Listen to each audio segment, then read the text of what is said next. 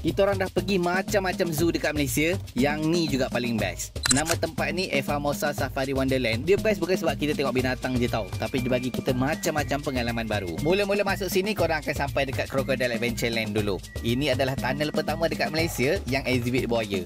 Selalunya kita tengok ikan je kan, tapi dekat sini buaya unik juga. Selalunya kita tengok buaya dekat atas permukaan air, nampak kepala dia je. Kita tak tahu pun macam mana dia berenang dan apa yang ada dekat bawah dia. Lepas tu kita dapat pengalaman naik truck ni dekat Safari Adventure. Selalunya kita naik tram je dekat zoo yang lain, tengok haiwan pun jauh. Tapi dekat sini kita yang masuk kandang dengan safari truck ni. So seronok lah dapat tengok haiwan yang liar tu dekat-dekat. Rasanya dekat Malaysia ini je kot pengalaman safari macam ni. Dan kita dapat juga pengalaman naik boat yang unik macam ni untuk pergi ke Monkey Island. Dekat Pet Zone ni pula ada haiwan yang comel-comel boleh kita pegang. Paling penting kalau korang datang Safari Wonderland, jangan terlepas semua persembahan ataupun show yang ada. Yang paling viral mungkin gajah akuatik ni lah, tapi banyak lagi show yang lagi best. Ini jadual show, korang kena pergi yang cowboy ni. Ini sesuatu yang unik lah dekat Malaysia, tak ada lah dekat tempat lain. Harga tiket dia macam ni, 59 dengan 49, tapi kita orang jamin korang takkan menyesal.